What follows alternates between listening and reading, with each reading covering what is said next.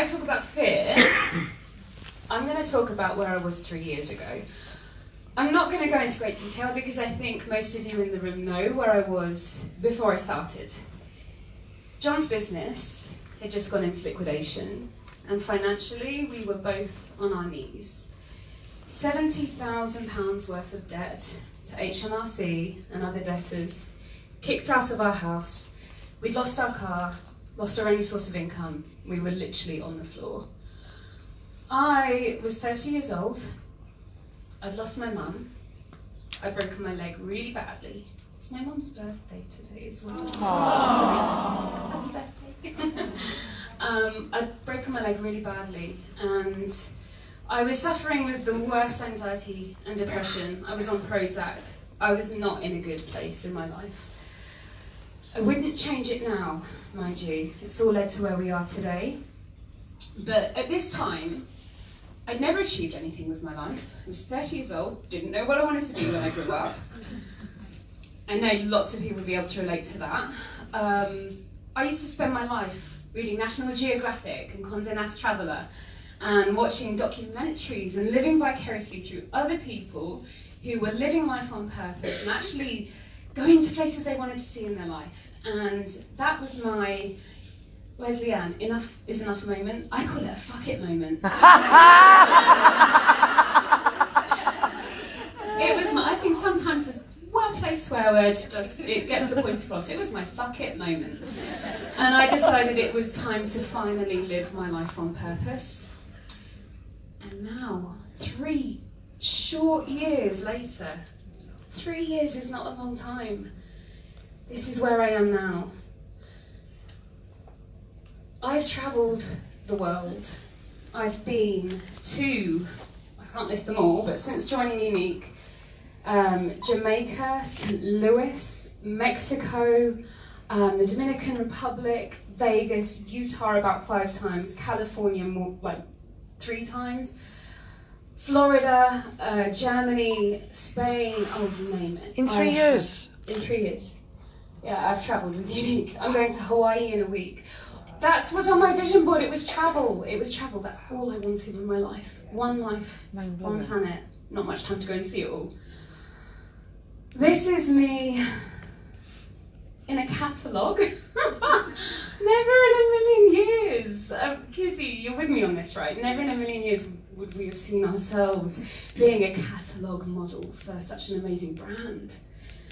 Then there's a photo of me at the Wall of Influence ceremony. Wow.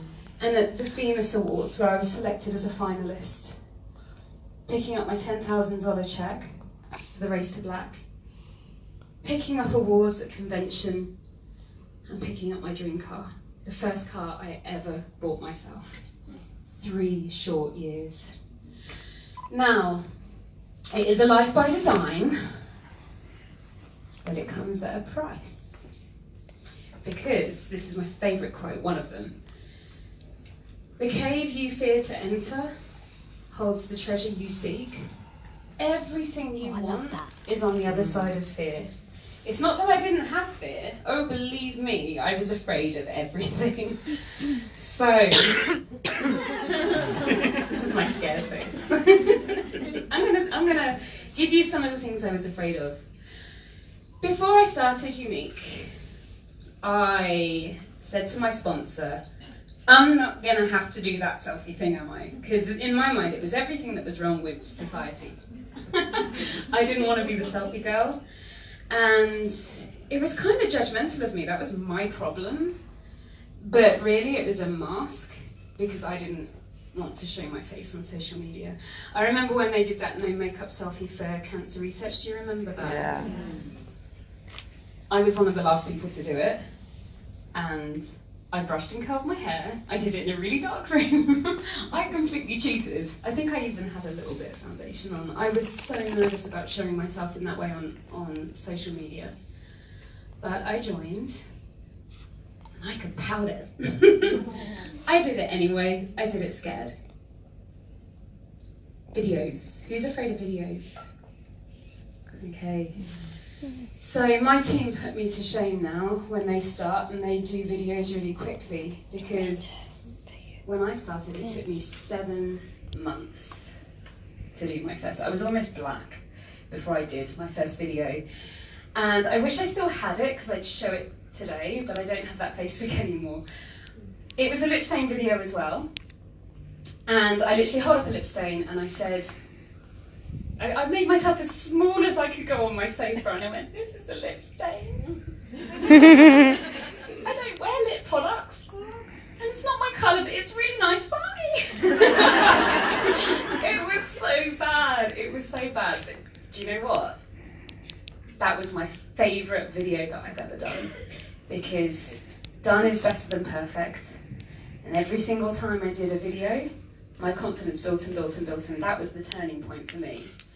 As soon as I did a video, they brought out Facebook Live and Periscope, and everybody started doing that, and I was like, now people can see me mess up, come on. But it was all a path of growth for me. So I about it. Phone calls. Anybody else afraid of phone calls? More people are afraid of phone calls and videos. What about FaceTime? I don't see how to do FaceTime. More people are afraid of phone calls. That's intriguing.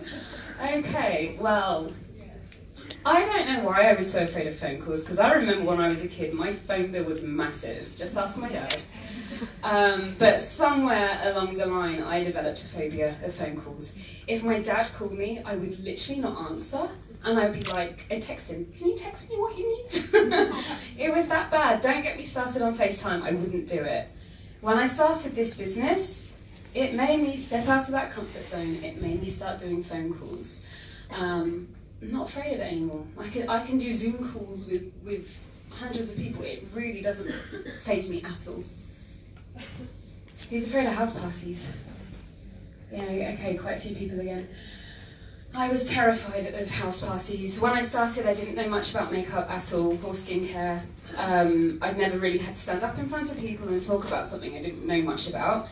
And my mother-in-law invited 17 people. That was my first house party.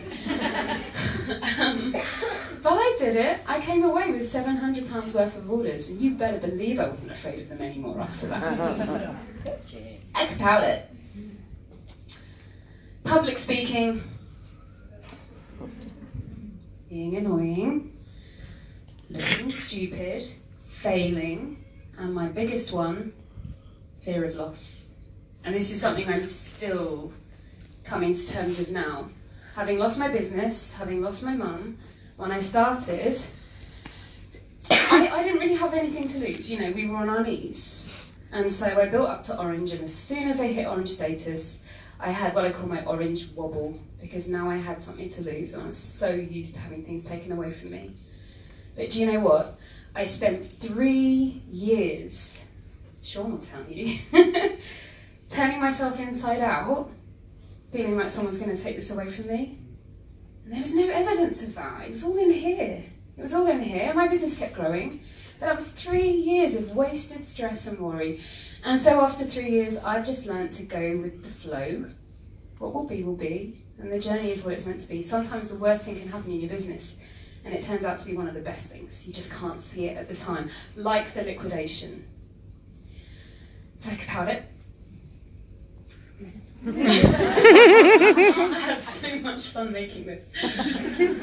So I've compiled everything. Except spiders. Choose your battles, people. Those things are deadly. For the face. So it's not the fearless who make it. It's the people who are brave enough to do it scared.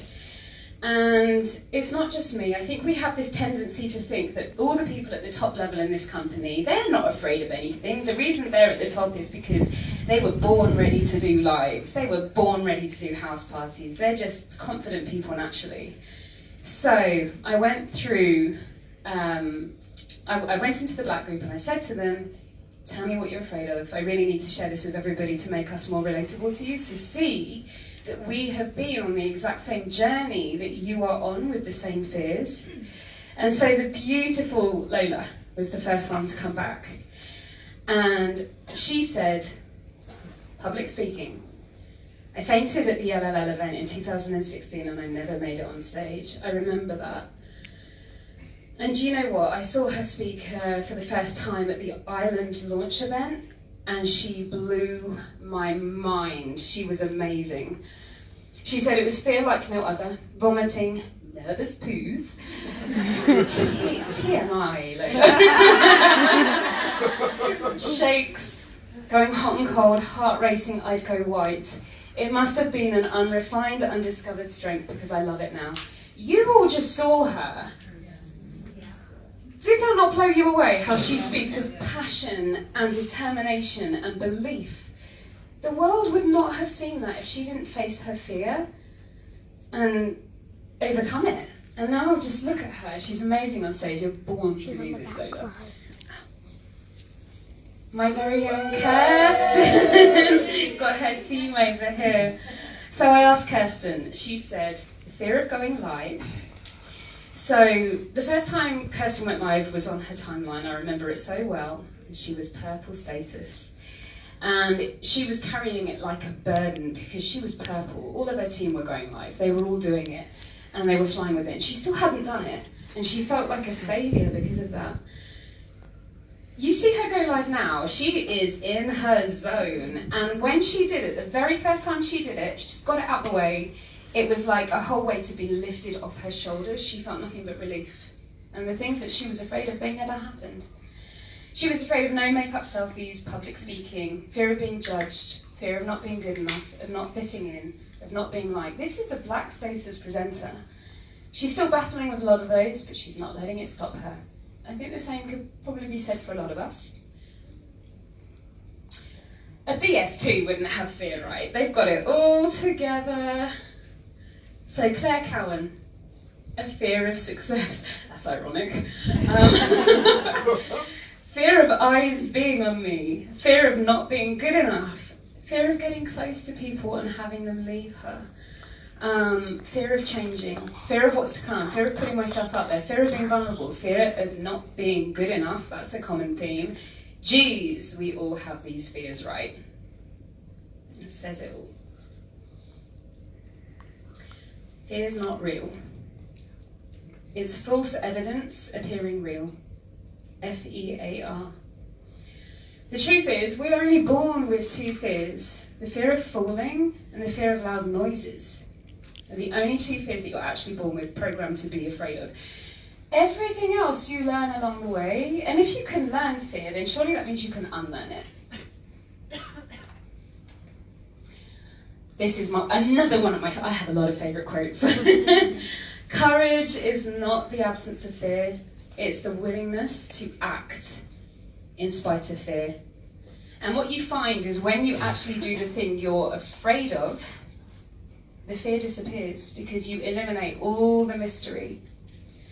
99% of the time you do the thing you're afraid of, the thing that you were afraid of, it never happens. It so rarely happens. It's all in our heads.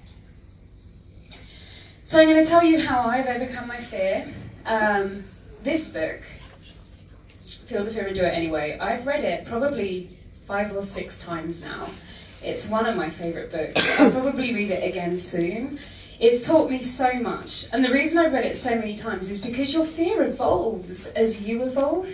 So the things that scared me at white, the things that scared me at yellow, pink, blue, they're not the things that scared me at green. The things that scared me at green aren't the things that scare me now at black. Black one. It's so weird saying that. Now, I'm going to be honest with you, I'm a little bit petrified next week of being in the company of so many amazing powerhouse women of Unique. So this is why I always revisit this book. But you deserve to be there. I know I deserve to be there, it's still scary. I can own that I deserve it now, but the fear is real, like we all have it. So self-development, Feel the Fear, Do It Anyway. There's another book that I implore you all to read called Big Magic by Elizabeth Gilbert. I saw it on one of your slides earlier, actually. She wrote Eat, Pray, Love. And I read this book before I read Eat, Pray, Love. And there is a passage in it that I want to read out to you today. I've read it before, so I'm sorry if you've heard it, but it moved me so much I feel like everybody needs to hear this.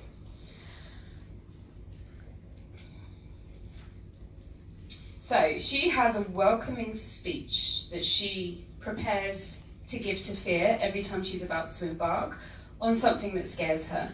And it goes like this. Dearest Fear, Creativity and I are about to go on a road trip together. I understand that you'll be joining us because you always do. Apparently, your job is to induce panic whenever I'm about to do something interesting, and may I say, you are superb at your job. But understand this. Creativity and I are the only ones who will be making any decisions along the way. I recognise and respect that you are part of this family, and so I will never exclude you from our activities. But your suggestions will never be followed. You're allowed to have a seat, you're allowed to have a voice, but you are not allowed to have a vote. You're not allowed to touch the road maps or suggest detours. You're not allowed to fiddle with the temperature. Dude, you're not even allowed to touch the radio. But above all else, my dearest friend Fear, you are absolutely forbidden to drive. Oh.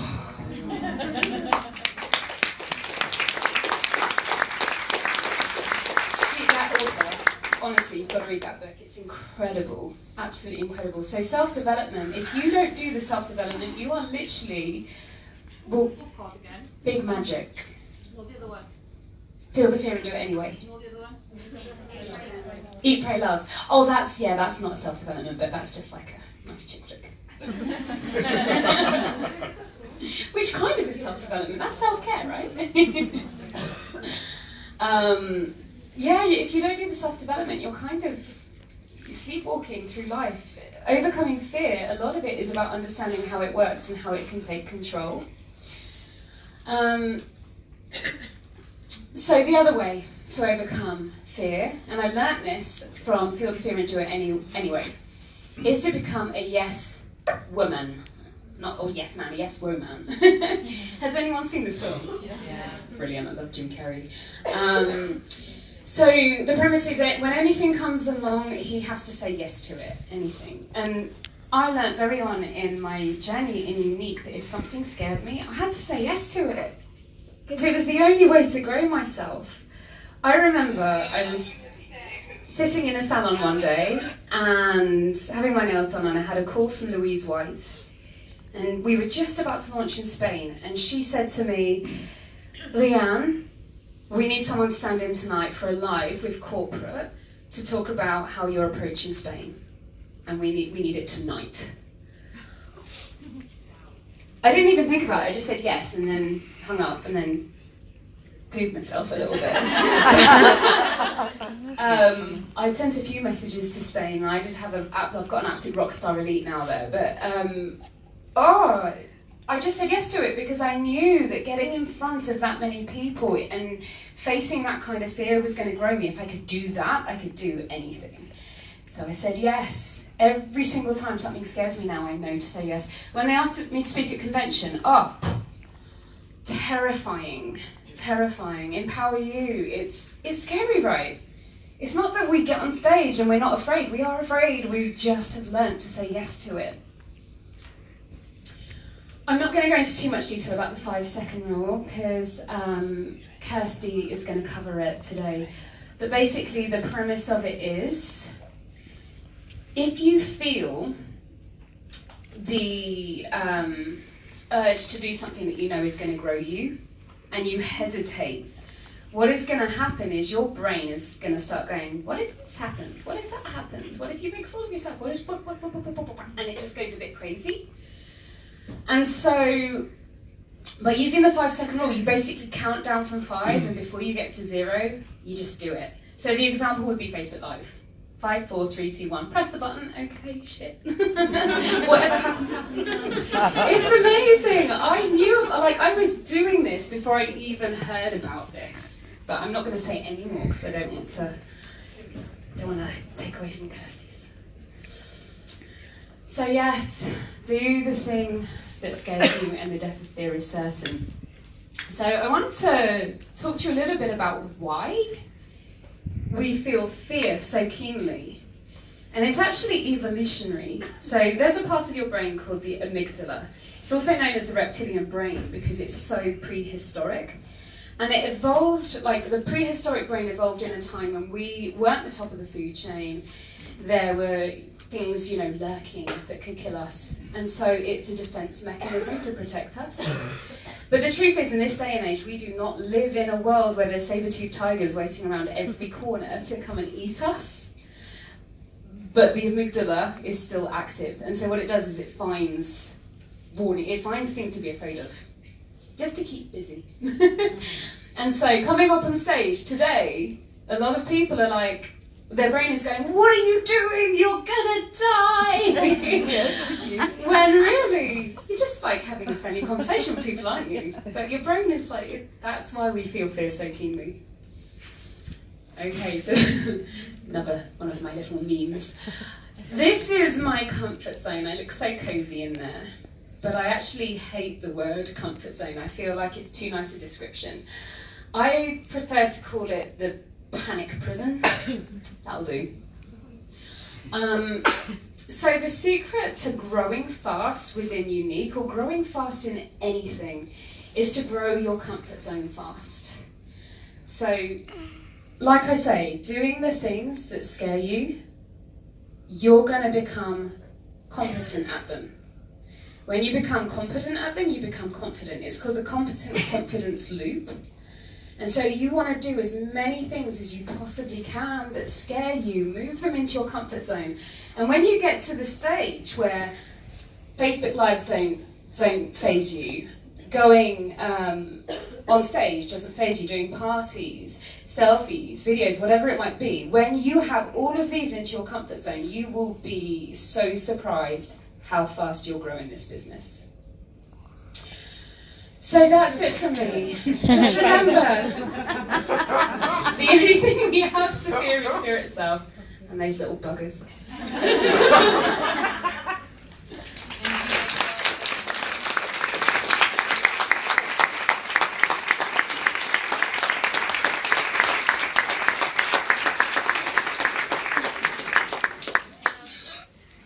Oh, yeah, you lied. Last slide.